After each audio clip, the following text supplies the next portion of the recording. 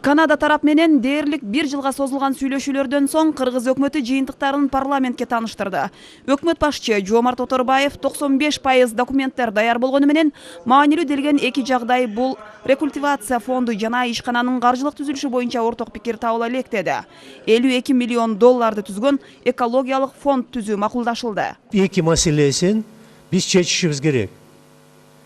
Ошого тигилер болсо аудит кылгандан кийин 26 марттан өздөрүнүн балансына жаңы запастарды коюп, биз айтып атабыз, жаңы финансылык модельдерди биз кабыл алышыбыз керек. Ошон үчүн негизги макулдашуунун документи даяр, эки маселе калды. Ошону менен бирдей биз 7 чоң юридикалык келишимдерди сиздерге алып келгенге даяр болобуз деп. Өкмөт мүчөлөрү 50-50 деген биргелешкен ишкана түзүлсө 2014 жылы түшкөн кирешени теңме-тең бөлүү келишимине келгенин белгиледи. Болжолдуу маалыматтар боюнча Кумтөр ишканасы былтыр 110 миллион долларлык киреше тапкан. 14 жылга урматтуу коллегалар, жана жогоруда көрсөтүп кеткендей 17,6 примерно тонна табылган, иштеп чыгылган.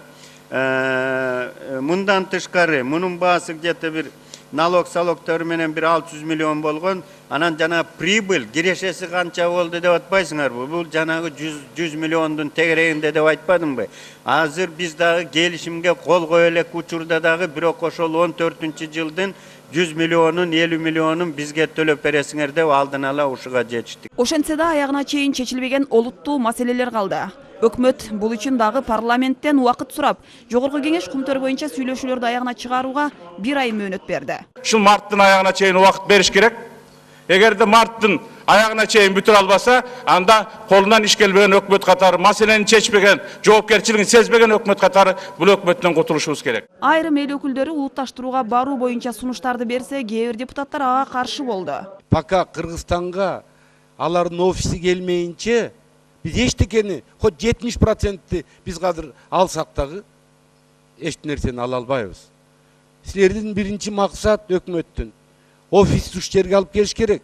50-50 deysinger mi? Biz tapıştırma bergenbiz. 8 соглашенияны may ayına bütürüp gelmeksinger. Sizler oktyabrdan başlap только переговор baştaldı деп atasınlar. May ayında ele gerek bolsa точка koyuş gerek bolsa bu meselege. Келе жол бар. Национализация, капитуляция.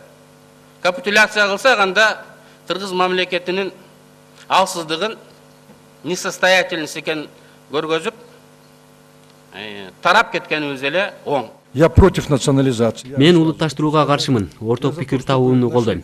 Андай болбосо улутташтырууга баруу керек. Биз азыр жогорку кеңеш токтомго сөзсүз киргизишибиз керек. 1 ай мөөнөттө боло турган болсо дагы экинчи вариантын, сиздерге компромисстик вариантты чечүүнүн жолун көрсөтүп бергенбиз. Ал үчүн токтомдагы бар, же болбосо улутташтырууга барышыбыз керек. Узакка созулган талкуудан кийин палата бул маселени чечүүдө өкмөттүн ишин канааттандырарлык эмес деп тапты. Эми Кумтөр маселеси 1 айдан кийин кайра каралып, тагдыры чечилмекчи. Адистердин айтымында Кумтөрдө дагы 1000 тоннадан ашуун алтындын кору жатат. Кумтөрдөн кийинки эле орунда турган 100 тоннадан ашуун алтын кору бар Таластагы жер үйкени боюнча да бул аптада иш нугуна түшкөндөй болду. Премьер аны казууга конкурс жарыялоого кол койду. Конкурс жарыяланган күндөн бери компаниялардан арыздар азырынча келелек, бирок жер үйдү казууга кызыгуусу бар экенин көптөгөн чет элдик компаниялар билдирген. Жаңы жобо боюнча тендерди уткан ишкана алгач 100 миллион доллар бюджетке акча бөлүшү кажет. Азыркы учурда современный технологияларды колдонсун депчи, экологияга зыян келтирбегендей ушуну технологияны колдонсун деп биз ушуну талап койдук. Тоо кенчилер билдиргендей, жер үй долбоору жаңы жумуш орундарын түзүп, миграция агымын токтотот. Жаңы шарттар боюнча фабрика, комбинат, дегеле инфраструктураны куруу иштерине 70% жергиликтүүлөр тартылат. Мындан тышкары жергиликтүүлөр өндүргөн айыл чарба азыктарын комбинатка сатып, тейлөө көрсөтүү тармагы дагы өнүгөт. Каякта иштейт? Алардын Россияга барып иштейт, ошо Казакстанга эле барып иштейт. Эмне үчүн? Бизде жумуш жок да. Биз ошо эмени проектти иштетип баштасак, эч жакка чыкпай эле биздин эле Кыргызстандын үйүндө эле иштейт да. Эмне үчүн? Ошо деген ошо кен иштеп баштаганда, ошол жакта алтын казып баштаганда 90% биздин Кыргызстандын жарандары болот, 10% тиги чет өлкөнүн специалисттери болот да. И вот эта вся полоса мы ее изучили. Тоо кенин изилдеген окумуштуу Розалия Жээнчороеванын айтымында, жер үй алтын кенин казуу башкаларга салыштырмалуу жеңил. У нас очень много месторождений. Бизде алтын, күмүш, сымап жана башка сейрек металлдардын баары бар. Тоо кен өнөр жайы бюджеттин өзөгүн түзгөндүктөн дал ушул кен байлыктарыбыз менен байысак болот.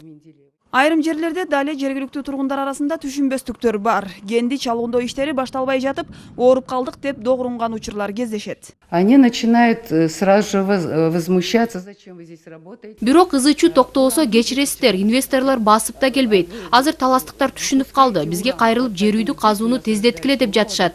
Кен байлык иштесе, мектеп, жол курулат. Жер үй кумтөрдөй болбойт. Ооба, кумтөрдү башынан жоготуп алдык. Бул чоң көйгөй. Азыр эми маселе кайра жолуна коюла тургандай болуп жатат. 50-ге 50 деген ишкана түзүлдү. Маселе Торонтодо эмес, Кыргызстанда чечилери күтүлүп жатат. Өкмөт болсо 2052 жылга чейин эсептелген тоо кен тармагын өнүктүрүү боюнча ири стратегиялык план иштеп чыкты. Анын катарында жер үйдү дагы иштетүү каралганын белгилей кетели. Жаннат Мажитова, Бактурсун Дүйшөнбеков, Коомдук 1 канал.